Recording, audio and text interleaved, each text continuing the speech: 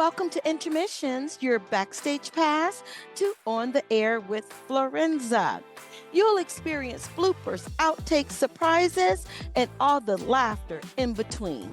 Intermissions is unscripted, unfiltered, and undeniably Florenza.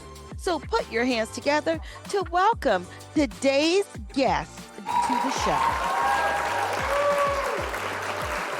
Thank you so much, Jon, for joining me on this episode of On the Air with Florenza, where we are going to chat about your newest release, The Price of Everything, which is a very, very timely book. But before we dive into any of that, we're going to cheer, not that we haven't already been sipping, because, ladies and gents, we had a pre-show take place already, so you guys are late to the party. Pre-gaming. So we are toasting. Ooh, is that a little scotch or whiskey or what? It is a little whiskey. Yes, it is. Okay, what brand are we drinking? Because I'm a whiskey Jameson's. girl too. Oh, you can't go wrong with Jameson. Yeah, can't go wrong. Well, cheers, my friend. Cheers. So happy to be here. And I'm happy to have you.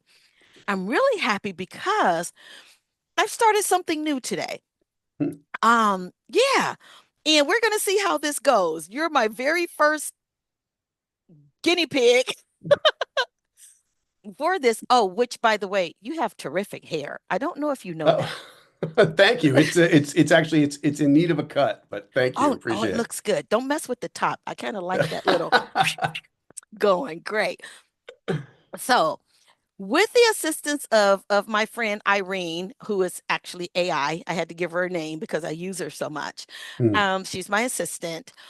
I had her to generate what are 5 true or false questions about you. I deny everything. Smart man. Yeah.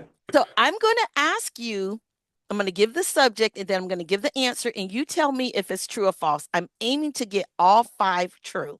Okay. Sure. Are you ready? Yeah, I'm ready. Okay. Your favorite flavor of ice cream is Moose Tracks. That is true. Woohoo! Ding, ding, ding. Okay. Your preferred writing snacks is ginger snaps. Yeah, I'd say that's probably true. Yeah. Ding, ding. Okay. Is there another one that you like? Sometimes I go salty, but the salty snacks tend to get on your fingers and it makes it harder, it interferes with the typing. So yeah, ginger snaps are great for that. Now, what is your salty snack?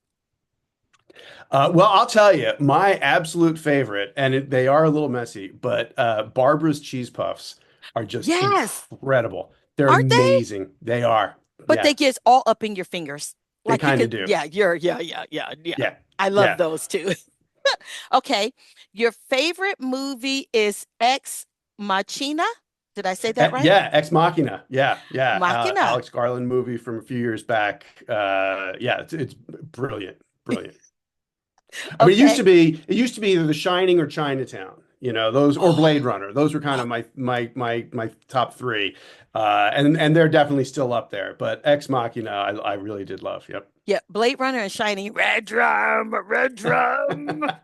Yes. Terrifying. Okay. Your dream author you love to meet is Philip K. Dick. Yep. Oh, yeah. Or Elmore Leonard, Philip K. Dick or Elmore Leonard. Those are the 2. That's 4. Irene is good today. Yeah. And the last one, your favorite underappreciated novel, The Water Knife by, and I'm going to butcher this name. It's a heck of a name, isn't it? Paolo Bacigalupi. Paolo Bacigalupi. Unless I'm butchering it, which is entirely possible. You sound good. Last one. If all of your characters that you have created for all of your books were to show up in your backyard for a cookout, who would cause the most drama and who would sit there and eat their potato salad and hot dog like nothing was taking place? That is hilarious.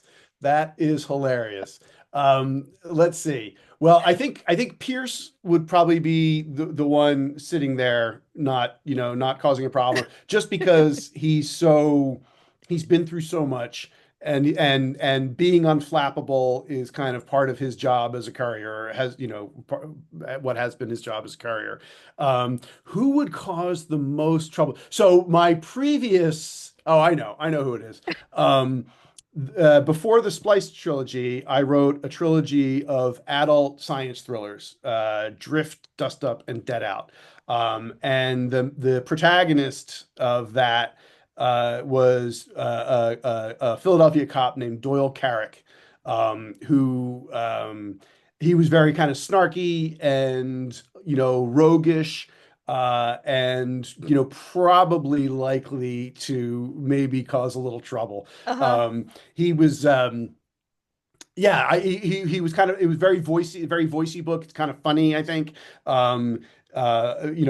People sometimes asked if he was based on me, to which I Uh-huh. would answer, well, between I've got all of the smart ass, but none of the badass, That's it.